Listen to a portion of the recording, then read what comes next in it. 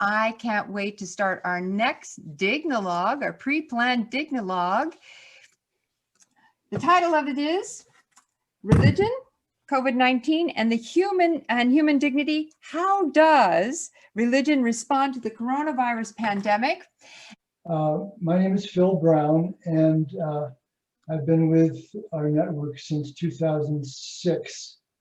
The chair of my doctoral committee, Don Klein, was one of the founders of the network, along with Evelyn Lindner.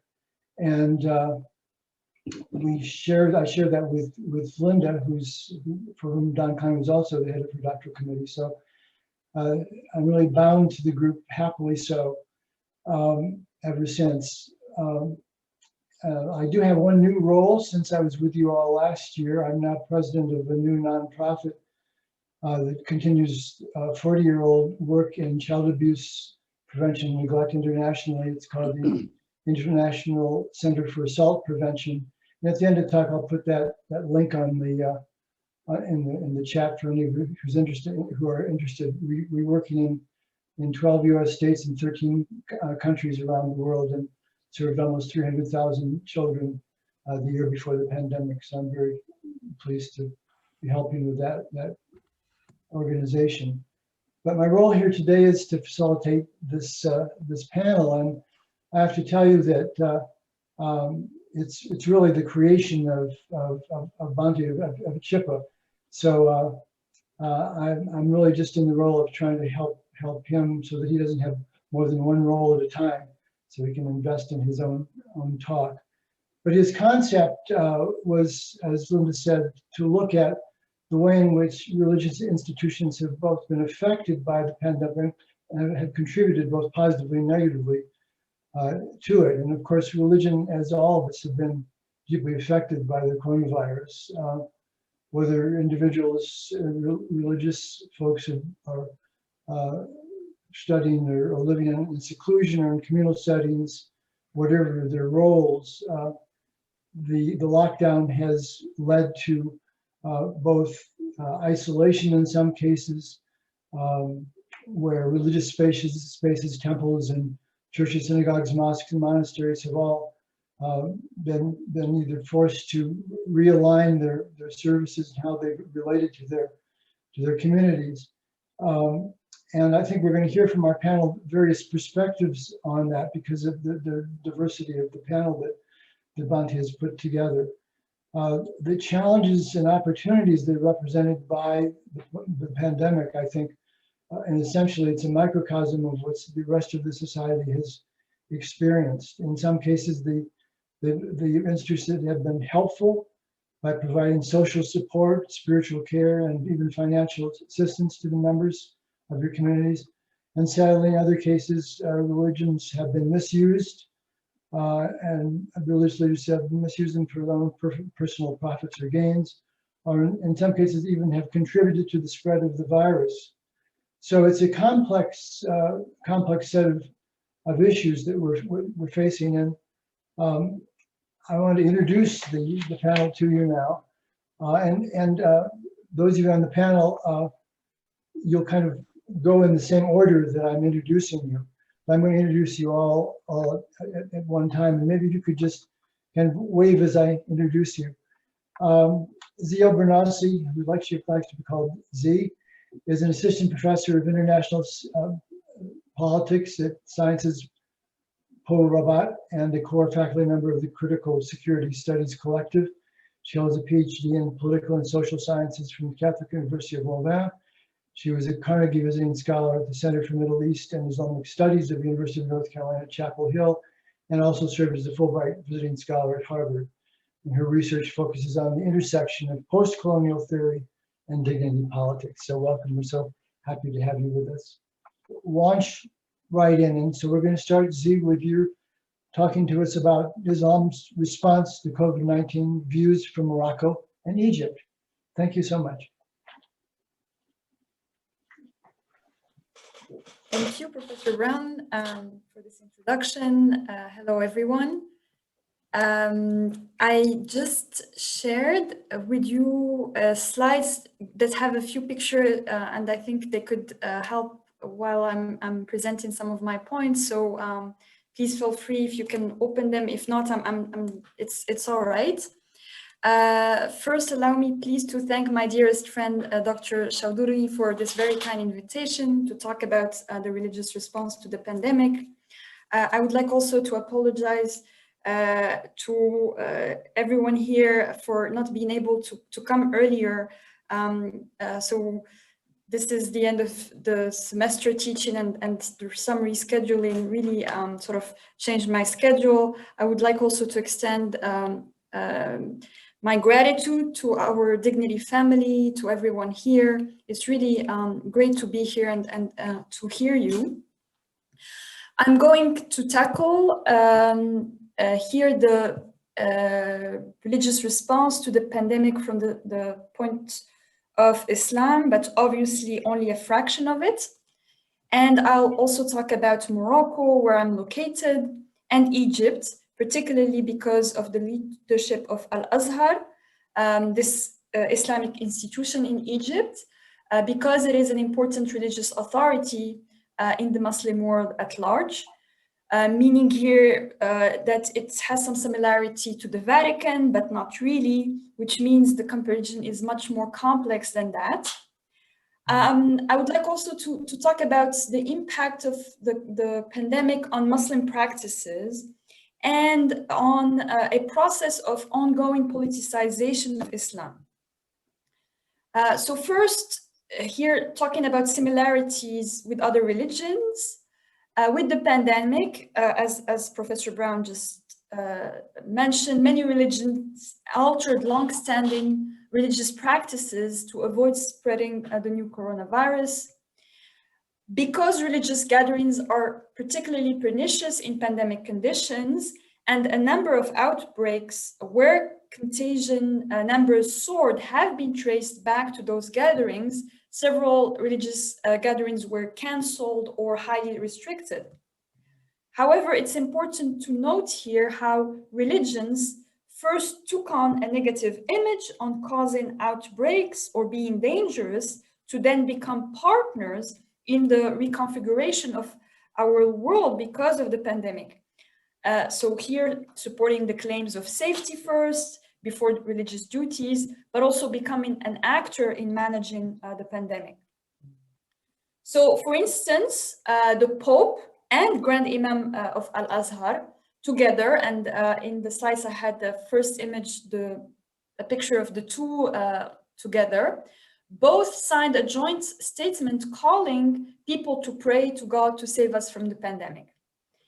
Iran's Ayatollah, so the religious leader, also added to pray for caregivers because of their role in saving people from the virus. And many religious leaders have called for solidarity to raise funds and help those most impacted by the pandemic. Various religious temples, churches, and mosques have also adapted to their worship programs to online and live streams. So a bit like what we're doing. So for instance, the important Friday khutbah in Islam is now live streamed in many Muslim countries, which has created an opportunity to better control sermons. So here, better in the sense of also being critical for it. So here we're seeing this state control of religion. It is also important to note that Al-Azhar issued a statement calling for people to pray from their homes before the Egyptian government. So here, this interesting leadership role of this religious institution. Lastly, religions in this time of crisis and difficulty have still managed to emerge as a provider of solace for the bereft, the lonely, and the despaired who have grown in numbers. Second, the pandemic impacted several Muslim practices, such as the suspending of the Friday prayers, but also in May, the month of Ramadan had been impacted, particularly because of the limitations on the prayers in that month. After that, there was the Hajj season, so the pilgrimage to Mecca, And for the first time this year, it was severely restricted. So actually, because also of the banning on international travel, in many cases, only locals were allowed for the Hajj. So there I had a picture of the Grand Mosque in Mecca that looked eerily empty, and that was really, really a new scene. In the case of Morocco, there was a significant uproar about the government's policy to allow internal travel for the religious celebration of the cheap sacrifice, so that comes after the Hajj. But then it was reverted only a few hours before the celebration, meaning that some people had to change itineraries while on the road. This led to some of the largest traffic jams ever encountered in the country, accidents, and price of sheep soaring. So including many instances of people whose sheep were stolen. So pretty much a chaotic scenario. And of course, an increase in the number of the infected. In the case of Egypt, Al-Azhar has taken a role of voice of wisdom during the crisis by issuing a number of statements calling for order and generosity, including one denouncing those who sell their plasma after recovering from COVID-19. It's important to note here that that some of these new changes in terms of screening worshippers, controlling sermons, are likely to stick around even after the pandemic. In the case of Muslim contexts, many have increased controls of Friday prayers, which had been used as a platform for various indoctrination by radical groups. Even now, with the relaxing of some of the distancing measures, we see that it's okay to pray in the mosque on other days, but now it has become almost the normal to understand that Friday is more restricted. Thirdly, and this is the last part, Islam has been at the heart of several political debates lately, not only in the Muslim world regarding the role of religion in state affairs, but also in other parts of the world regarding how to deal with Muslim populations. During the pandemic, a historic decision led to reconverting the Hagia Sophia Museum in Istanbul to a mosque, which was championed by Turkish President Erdogan. And I'm bringing here this point because it is an issue of Islam as a religion, but also because it shows that despite the pandemic, we are seeing a continuing phenomenon of politicization of Islam. And I would like to argue here that this process has even instrumentalized COVID-19. So thank you for your attention, and I hope I didn't. Well, I thank you for your very clear articulation, particularly of the intersection of politics and religion and the pandemic. Whenever there's such a powerful influence on our lives, all the institutions play a part, and you've really given us an insight, I think, in terms of how that relates to particularly to Islam. Thank you.